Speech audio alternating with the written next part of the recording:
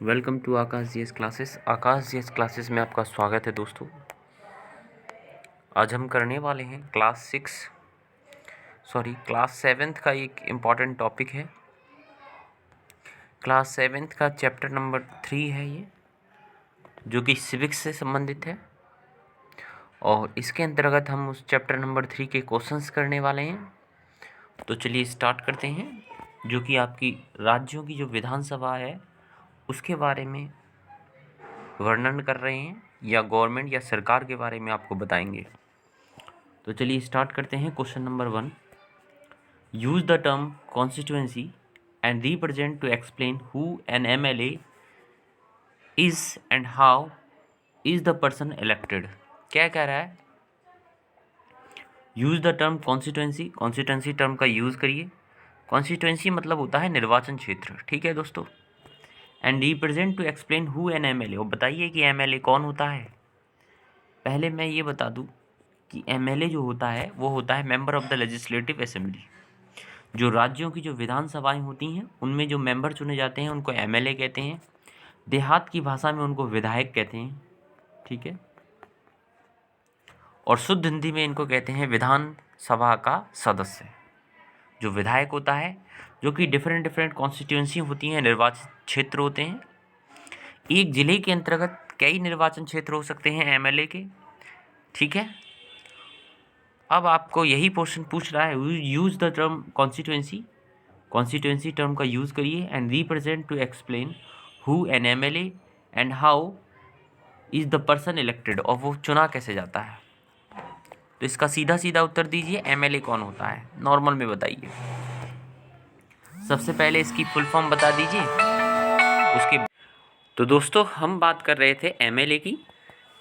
तो जो एमएलए होता है उसका फुल फॉर्म होता है member of the legislative assembly.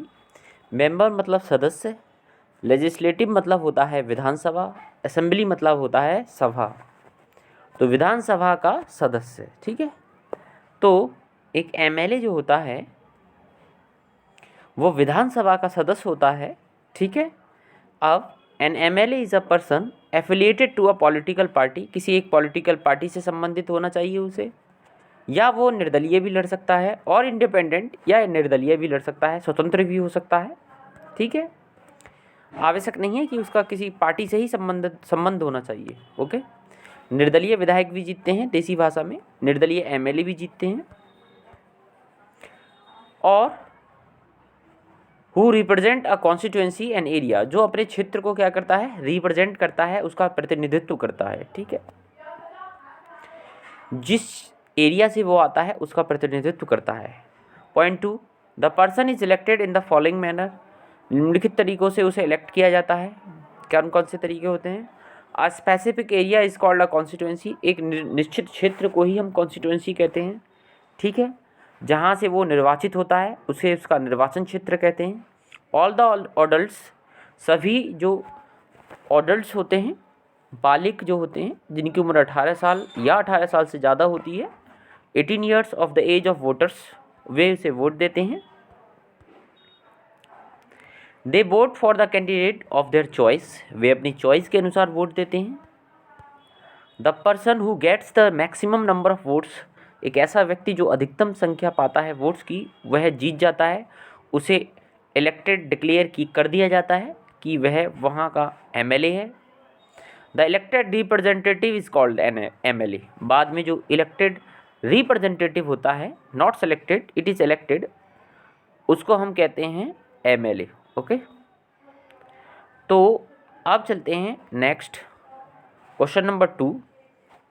ये क्या कह रही है कि how did some MLAs become the minister, किस तरह से जो एमएलए होते हैं कुछ वो मिनिस्टर बन जाते हैं। तो the party which is elected in the majority, ऐसी पार्टी जो मेजोरिटी में होती है, फॉर द लेजिस्लेटिव असेंबली में, फॉर्म्स द गवर्नमेंट, वो सरकार बनाती है, ठीक है। जो पार्टी मेजोरिटी में होती है, जिसके सबसे ज़्यादा एमएलए जीतते हैं, वो सरकार बनाती है। As per the constitutional provision, संविधान के जो कुछ प्रावधान हैं उनके अनुसार, द रूलिंग पार्टी, जो रूलिंग पार्टी जो होती है, इलेक्ट इट्स लीडर, अपने लीडर को इलेक्ट करती है, who is called the chief minister, उसको मुख्यमंत्री कहा जाता है, as the head of the government, जिसको सरकार का हेड कहते हैं। The chief minister in the constitution, जो मुख्यमंत्री होता है संविधान में, विद द गवर्नर, गवर्नर के साथ, कॉन्स्टिट्यूट्स अ कैबिनेट, एक कैबिनेट बनाता है, विच इंक्लूड मेंबर्स, जिसमें मेंबर्स होते हैं, ऑफ हिज या हर पार्टी एज मिनिस्टर, और उन्हें वो मिनिस्टर बना देता है। The MLA who become ministers are allotted with the portfolio. Here the MLA turned ministers become accountable for the entire state. वो उत्तरदायी होते हैं, जो मिनिस्टर होते हैं, जो MLA होते हैं, जो मिनिस्टर बन जाते हैं, वो उत्तरदायी होते हैं जिस भी पर्टिकुलर स्टेट का उन्हें पोर्टफोलियो दिया जाता है। जैसे एजुकेशन मिनिस्टर है कोई, हेल्थ मिनिस्टर है, इस तरह से ये कार्य करता है। आपकी जानकारी के लिए मैं बता दूं कि उत्तर प्रदेश में जो है विधानसभा की जो सीटें हैं मैक्सिमम 404 है, ठीक है। और पूरे मतलब किसी भी विधानसभा में, किसी भी राज्य की विधानसभा में, किसी भी राज्य या स्टेट की जो विधानसभा होती है, ओके, लेजिस्लेटिव असेंबली होती है, उसमें 500 से ज़्यादा सीटें नहीं हो सकती विधानसभा में। लेजिस्लेटिव असेंबली में 500 से ज़्यादा सीटें नहीं हो सकती हैं और 60 से कम नहीं हो सकती हैं। याद रखिएगा इस क्वेश्चन को, ठीक है। आगे हम करते हैं बच्चों question number 3। Why should decisions are taken by the chief minister and other minister be debated in the legislative assembly. Why should decision are taken by the chief minister, मुख्यमंत्री जो डिसीजन क्यों लेते हैं और अन्य जो मिनिस्टर्स होते हैं उन पर डिबेट करते हैं असेंबली में, ठीक है। तो चलिए करते हैं इसका answer. The decision taken by the chief minister and other ministers should be debated in the legislative assembly because on the following reason, निम्नलिखित कारणों के कारण। अब उन कारणों को जल्दी जल्दी कर लेते हैं हम। पहला कारण, the decisions it is not necessary taken by the chief minister and ministers are beneficial to one and all। जो भी डिसीजन मिनिस्टर्स लेते हैं और जो चीफ मिनिस्टर लेते हैं, ज़रूरी नहीं है कि वे सभी के लिए ठीक ठाक हों, ठीक है, इसलिए उन पर डिबेट होना आवश्यक है। जब भी कोई निर्णय लिया जाता है दोस्तों, आवश्यक नहीं है कि सभी लोगों के लिए वह ठीक है। जब 4 लोग बैठ के उस पर डिबेट करते हैं तब उसके नेगेटिव और पॉजिटिव जो वे निकलते हैं कि हाँ वो ठीक है कि गलत है। All the MLA should know about them, सभी MLA उसके बारे में जानते हैं। Important suggestions may be incorporated in the final decision, जो भी सजेशंस आते हैं लोगों के इंपॉर्टेंट, उन्हें फाइनल डिसीजन में संकलित कर लिया जाता है। 4 adversely affected points are deleted after the debate, जो डिबेट होती है तर्क वितर्क होता है, तर्क होता है, वितर्क तो खैर होता नहीं है, वितर्क भी होता है खैर विधानसभा में, आपने देखा होगा।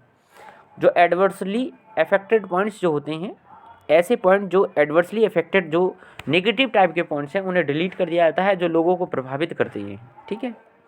The decision so taken are the decisions of all the members and hence the people, जो डिसीजंस बाद में टेकन कर लिए जाते हैं, ले लिए जाते हैं, उन्हें सभी लोगों का डिसीजन मान लिया जाता है।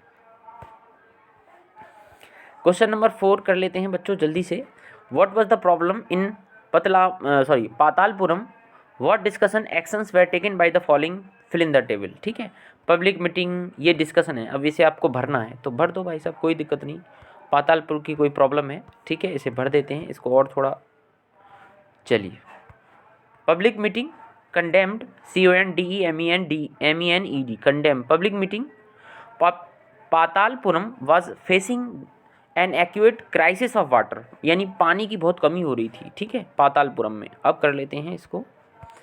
Public meeting condemned the government and showed protest put their demand to government. Legislative assembly discuss the issue and decided the course of actions, legislative assembly में इशू को डिस्कस किया जाता है और एक्शन ली जाती है। Press conference, the health minister presented the plan of action initiated by the government, हमेशा प्रेस कॉन्फ्रेंस में मिनिस्टर अपनी अपनी सरकार के द्वारा लिए गए जो कदम हैं उनके बारे में बताते हैं। Chief minister visited the village of Patalpuram, announce compensation to the affected families, also clarified the future action, solve the problem. Chief minister हमेशा जब काम हो जाता है तब जाते हैं उसका निरीक्षण करने के लिए और जो कंपनसेशन होता है लोगों को वो दे देते हैं, ठीक है, जो मुआवजा होता है। लास्ट क्वेश्चन कर लेते हैं इस सेशन का। Question number 5, what is the difference between the work of MLA do in the assembly and the work done by the government departments, इनमें बताइए डिफरेंस क्या है।